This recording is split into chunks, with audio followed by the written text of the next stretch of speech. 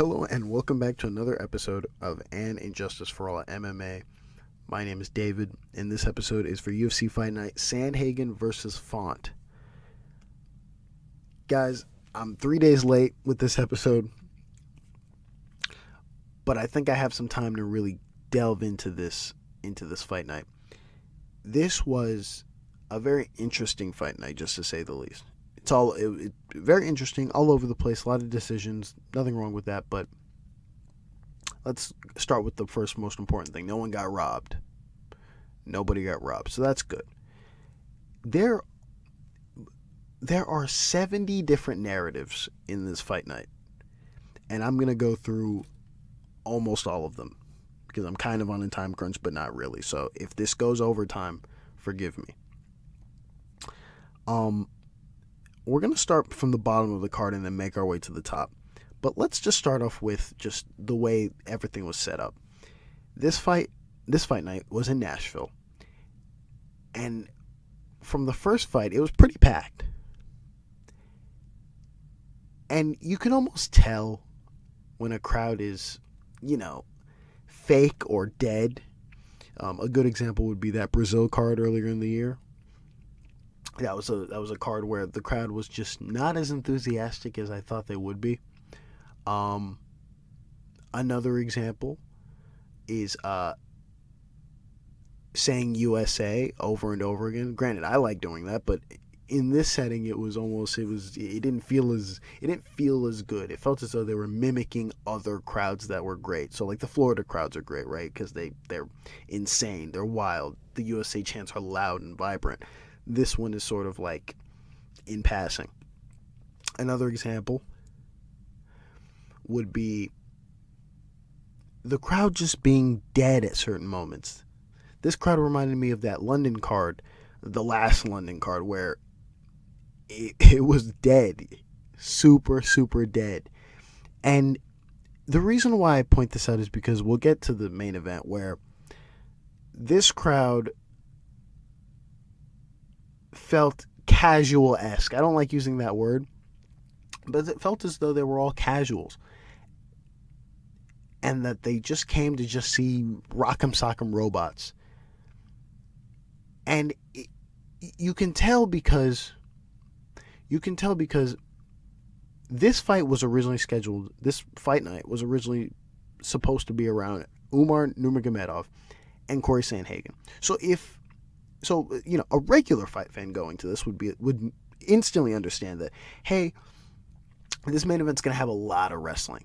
At the very least, if Corey Sandhagen just had 100% takedown defense, at the very least, it would be clinch striking, right? It would be clinch control. But this crowd was just like, you know what? We're going to get Font and Sandhagen. So, boom.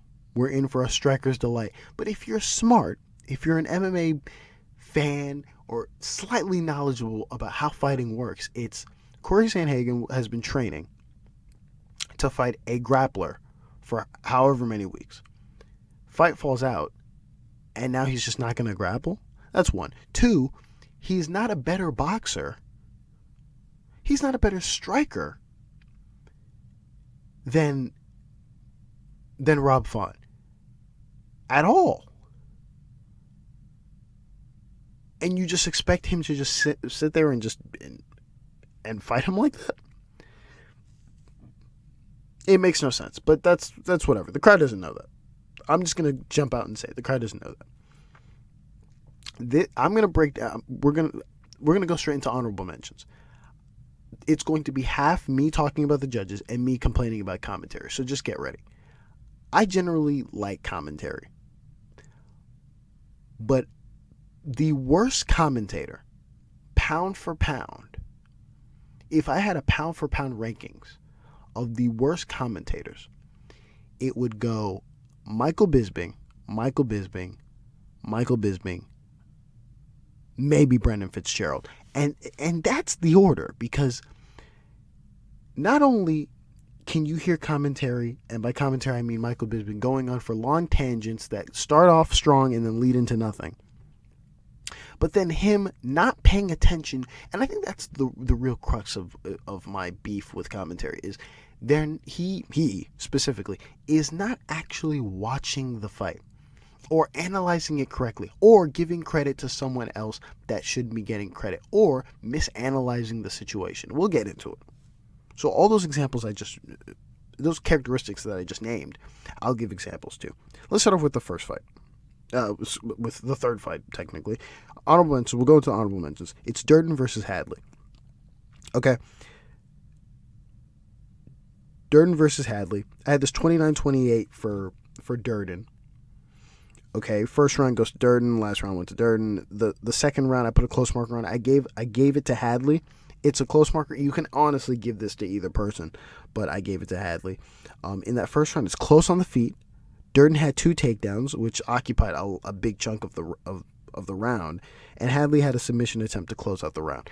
The submission attempt wasn't enough to steal the round, but you get the point. Hadley did enough in that first round to the 2 takedowns, and what he did on the feet was enough to win him the round. You go to the second round. Close on strikes in total to me, with the edge to Hadley, including ground and pound. Both had submission attempts. Now, both of their ground and pound was fairly equal. Their submission attempts is what did it for me. So Hadley was in a submission attempt, got out of it. He was in it for a little bit. Durden was in a submission attempt. He got out of it, but his was optically the one that's the one that gives Hadley the round. Just looking at his face, looking at him grimace. If that round doesn't go to Hadley, I'm very confused. Now, granted, it's a close round, so I wouldn't be mad at anyone giving it to Durden, but I've seen many submission attempts being given on optics. A good example would be the flyweight the Cav. Jesus Christ, it escapes me now. It's Minelkop versus Dvorak. Minelkop versus Dvorak, where Minelkop is essentially being outstruck on the feet. And I want to say this is round 1. I might be wrong, but this is round 1 of that fight. He's essentially getting outstruck on the feet. And you go to the last, I want to say, 20 to 10 seconds where Minelkop gets a submission attempt that's deep and it's in. And 3 judges, I believe, give him the round based off of that submission attempt. I gave him a round based off that submission attempt. But the point I'm making is this was an optically appeasing. It was a very good submission attempt by Hadley. And the fact that this round wasn't given to Hadley is really, really, really weird. You go to the third round. Where I'm sorry. Let's just stay on the second round for a second. And another thing that gives this round to Hadley, at least for me in my opinion, is Durden had like a Darce, maybe an Anaconda. Hadley gets out. Hadley has like an armbar where he's essentially on top of him, and it's in for a bit. It's in for a bit of some time. Let's go to the third round. Third round, Durden outstrikes Hadley on the feet and has a takedown with ground and pound. 29-28 Durden. You can argue a 30-27. You go to the judges' scorecards. All 3 of them, Saul D'Amato, Anthony Manis, Kerry Rowland, all give 30-27 to Cody Durden. I was expecting at least a 29-28, but that's fine. You go to the next honorable mentions. This is an honorable mention, but it's not an honorable mention on the scorecards because all 3 judges had it the same way. I'm talking about Quarantillo versus Jackson. This is my commentary beef now. We're going to switch back into commentary judge beef. So commentary, 29-28, Quarantillo. Last 2 rounds go to Quarantillo. First round, Jackson outstrikes Quarantillo on the feet, and he has a takedown with ground and pound. You go to the second round. Okay, you go to the second round. Quarantillo. Quarantillo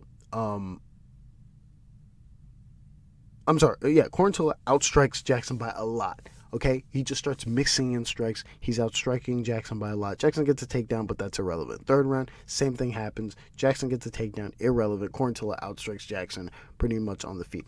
At the start of the third round, okay, commentary, specifically Michael Bisping, start off the middle of the round by saying, round 3 is close. At this point, Quarantillo is outstriking Jackson by a lot, and when I heard him say it, I almost fucking gasped. I did gasp, just not audibly. He says, "This round is close." Now, if you've listened to Michael Bisping commentary, Michael Bisping is not watching commentary. He's not watching the fights. Excuse me. He's just waffling on. He's just talking and talking and talking. And this is just another example of Quarantillo is outstriking Jackson, and out comes Michael Bisping saying, "This round is close." What is he talking about? There's many moments in this fight card where him and Dom are just arguing with each other, and there's this weird consensus online that Dominic Cruz has bad commentary. I will say I think his commentary has gotten bad. There are many times where he'll say random stuff that's just stupid. Oh, if he gets a cut here, he might win the round. He'll say goofy shit too. But the main culprit is Michael Bisping, who not only won't shut up, but will just say wrong things routinely. That's the first instance. All right, next honorable mention is Wells versus Harris. This fight made me really sad because Wells is up 2-0, basically, right? First 2 rounds is Wells 10-9. This fight ends in a submission win for Harris. In the first round, Wells has 2 takedowns with some ground and pound and a submission attempt. In the second round, Wells has a takedown with some ground and pound for about 3+ minutes. And then in the third round, he goes for a submission. He goes for a takedown and gets subbed. It's just insane. The judges, 2 judges, Derek Clearly, Saul Diamano, had it the same. First 2 rounds for Wells at 10-9, and then Rick Winter gives the first round a 10-8. That's a bit much. It's a bit much. Honorable mention to Rick Winter. There's no need for a 10-8 there. We go to the next honorable mention. Okay. We go to the next honorable mention, and that is Phillips versus Barcelos. Okay. This one is 29-28. I had this 29-28 for Phillips. This I put a close marker on the second round. The second round is sneaky close. Now, I still think Phillips should get this round, but it's a sneaky close round. In that first round, Phillips outstruck and dropped Barcelos. In the second round, it's very close on the feet. Both guys had a takedown, but Phillips had more ground and pound. But it's very close. This whole round is very close. It's very back and forth. And then in the third round, Barcelos just outstrikes Phillips. You go to the judges' scorecards. Mike Bell had a 29-28. His scorecard reflects mine. Saul Diamano, 29-28. His scorecard reflects mine. And then Kerry Rowland has a 30-27. Super honorable mention. This is just a shitty scorecard. 30-27. She gives the last round to Phillips. Okay. Gives the last round to Phillips. Nonsense. Barcelos outstruck Phillips entirely. There's nothing Phillips did in this round that would reiterate that he won this round at all. So honorable mention there to Kerry Rowland. You go to the next honorable mention, and that's Bahamondes versus Klein. I had this 30-27 for Klein. Sometimes I look at my scorecards and I see a lot of 30-27s, and I'm thinking to myself, am I inflating something? Am I looking at something weird? No, I'm just scoring these the way they're supposed to be scored. 30-27, okay, for Klein. In that first round, Klein outstrikes Bahamondes on the feet and has a takedown with ground and pound for 2+ minutes. Second round, Klein barely outstrikes Bahamondes on the feet and has 2 take. This is the defining point, and has 2 takedowns with ground and pound. So if you want to be even like super stringent on this round, because I'll get to this, as you can tell by my tone, 2 judges scored this for Bahamondes. Let's just say Bahamondes barely outstruck Klein in this round. Klein still has 2 takedowns with ground and pound. Regardless, third round, Klein outstrikes Bahamondes and has a takedown with little ground and pound. Boom, 30-27. You go to the judges' scorecards. Derek Cleary and Anthony Manis give the second round to Bahamondes. Honorable mention to those 2, that's nonsense. And then Rick Winter has a 30-27. That's the correct scorecard. You go to next honorable mention. This has nothing to do with the judges. This is back onto commentary because this fight stunned me. Okay. I've watched a lot of Tanner Boser fights. He fights usually at heavyweight. He's a small heavyweight, right? They set this up by saying he has moved down to light heavyweight. He looked amazing. He still looks awkward because he has that hunch, and then the way he fights, it's awkward. Sometimes middle of the fight, I got mad. I'm like, oh my God, he's piecing up Camur, but he keeps going into the clinch. What's he doing? Okay, that's fine. I'm not questioning it. That's cool. But the main point of this fight is Boser goes down to light heavyweight, and this is the second time they've set up Camur. Basically, Camur is a sparring partner who he works with Stipe Miocic. That's how they've set this up, right? 3-time Gold Glove boxer, right? His boxing should be on point. Boser is outstriking this man in all 3 rounds. Heavy.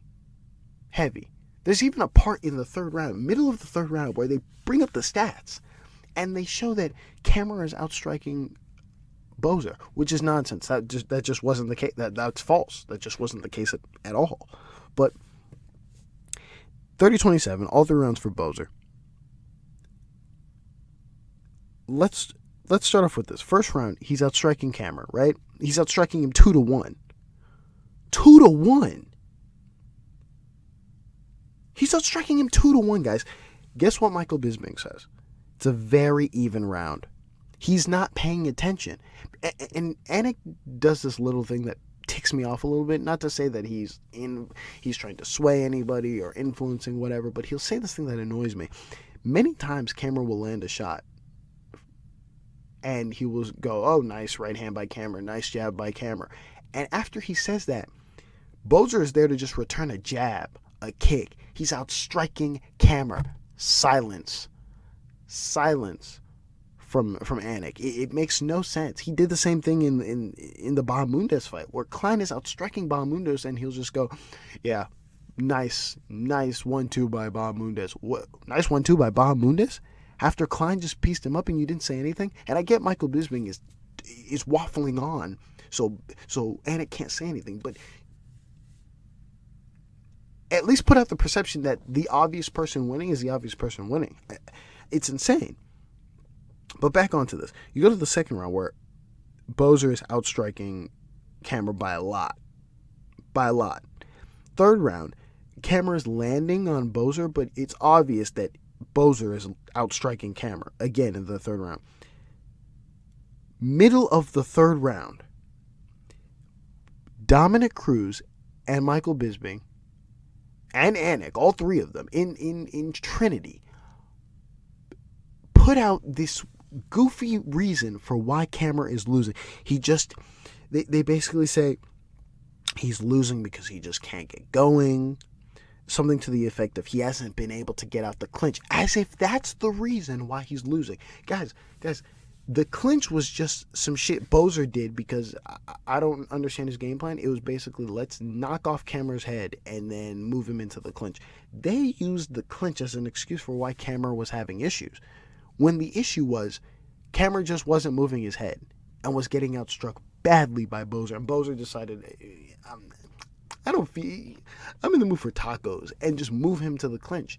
And the commentary, Dom, Bisping, and Anik were just like, yep, that makes sense. Yeah. It's the clinch that's really fucking him up. That's really messing him up. Madness.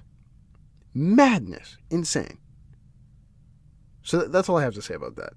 Another thing that irked me on this card, we're going into the promo for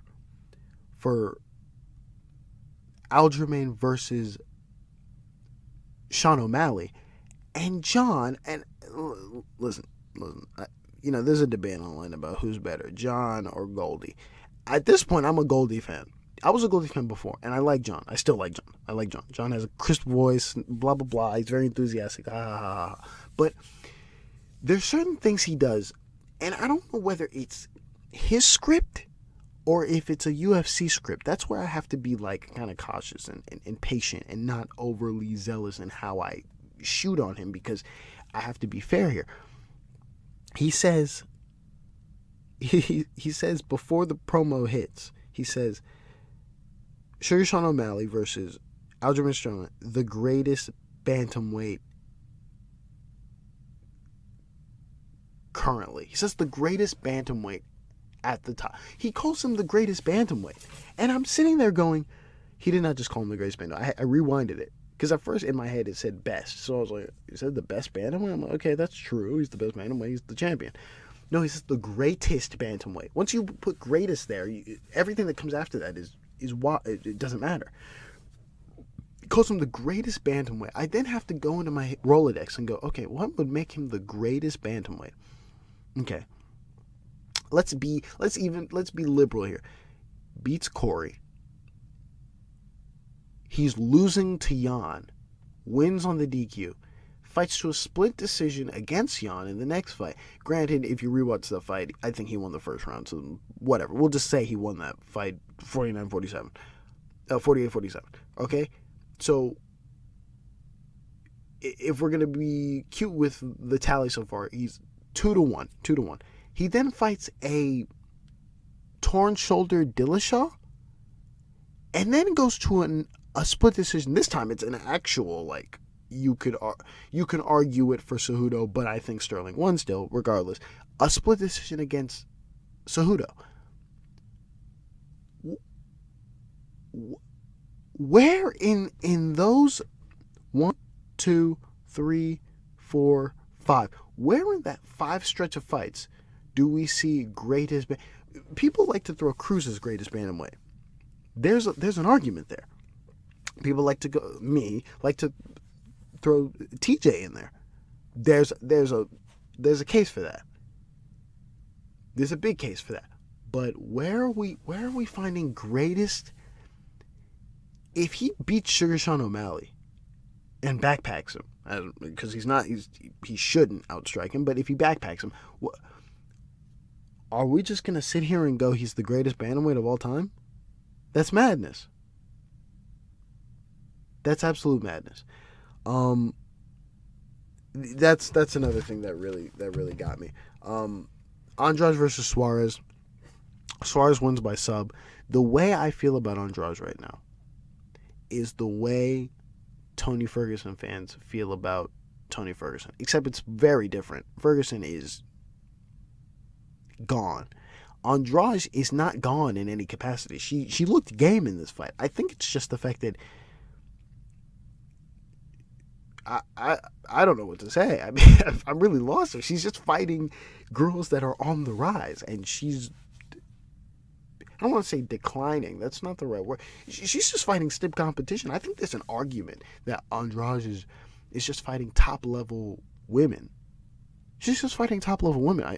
Off the top of my head, the last two fights she won were Lemos, who's fighting for a title. Insane. Lemos. It's insane how that fight got made. But anyways, she walked down Lemos, subbed her in Myro Bueno Silva fashion. A little different, obviously, but you get what I'm saying. Subbed Lemos, and then beat Chikagian. Those are the last two wins that I'm thinking off the top of my head. I may be missing. I think she fought Murphy. Oh yeah, she fought Murphy. She fought Murphy, right? Was that her? Yeah, and she fought Murphy as well. So there's the 3 fights. So Murphy, Lemos, who's fighting for a title, whatever, and Chikagian. Andrade is still game. I promise you, if she gets like Andrea Lee next, or Joanne Wood, she'll probably win those fights. Next thing, last thing, honorable mention, Sandhagen versus Font. Not about the judges at all. Sandhagen versus Font, 50-45, clear 50-45. No 50-44. There shouldn't be, I think. Many things about this fight. Just before I even watched this fight, I was like, listen, he shouldn't box with him. Sandhagen should not box with Font, given the fact that Font's boxing is 10 times better than Sandhagen's. That's just evident. Then looking at the stats, he has a longer reach than them, which is wild, which just stunned me, because I just assumed that Sandhagen would have a longer reach because of how tall he was. Whatever. We start off the fight. First round, it's kind of close on the feet. Font has a takedown at the end, but Sandhagen had 2 takedowns with some ground and pound. It's his round. Second round, Sandhagen gets a takedown with ground and pound for 3+ minutes. At this point, I'm like, oh, the route is on. Third round, Sandhagen has a takedown with 4+ minutes for ground and pound. Now, before I get into the fourth round, middle of the third round, or before the fourth round, I can't remember which part, but somewhere in between, somewhere sandwiched in there, Bisping tries to be cute. And this is the shit I don't like about Bisping, right? Because he tries to play, and there's a lot of people online who like Michael Bisping and don't smell the shit I'm smelling, which is, he does this thing where he's like, oh, I'm just being jokey on the broadcast. There's a difference between being jokey and being sly snarky. It's kind of that shit that like Jamal smells off of Ariel, where Ariel's doing a thing and fans will go, oh, Ariel's just asking questions, when most people can see what he's doing and they're like, no, he's being sneaky. And this is an example of being sneaky. If you listen to Michael Bisping on the London cards, not the last one, but maybe a couple of them ago, or just one of them ago, or 2 of them ago, there will be the occasional fighter that is wrestling. And he will mention this all the time, because Michael Bisping has a script of just 5 things he says. And one of them is, oh yeah, he's got him down, blah, blah, blah, blah, blah, blah, blah, blah, blah, blah, blah. But he needs to be more active.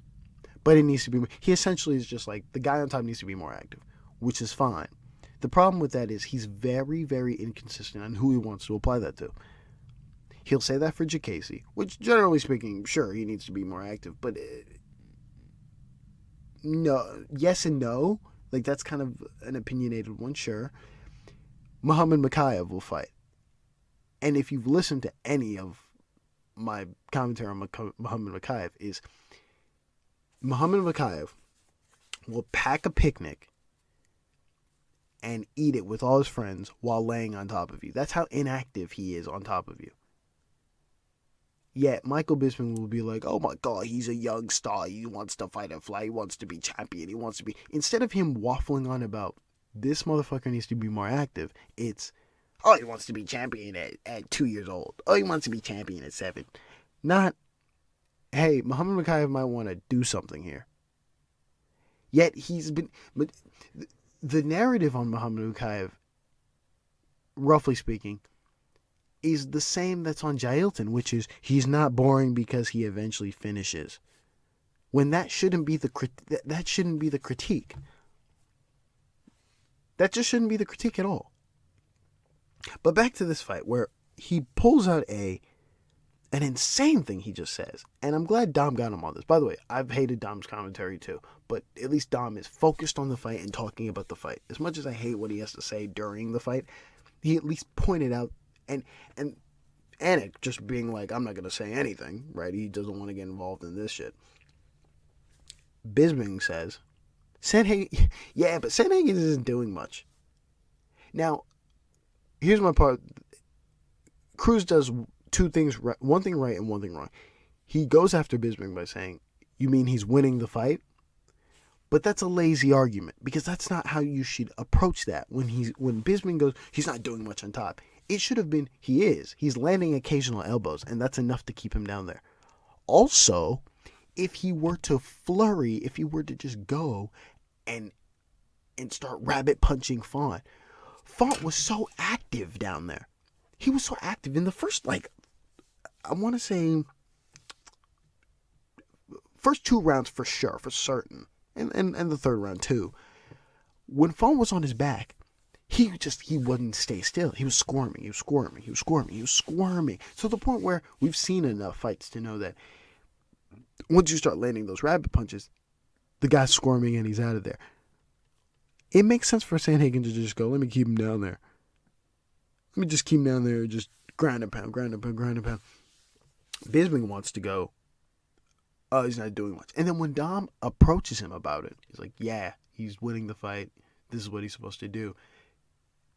Bisping then wants to hit the condescending button and go, oh, no, of course. It's a technically appeasing fight. Oh, it's so technical and blah, blah, blah. He wants to be funny man now because now we're actually trying to talk about the approach on how we should watch this fight.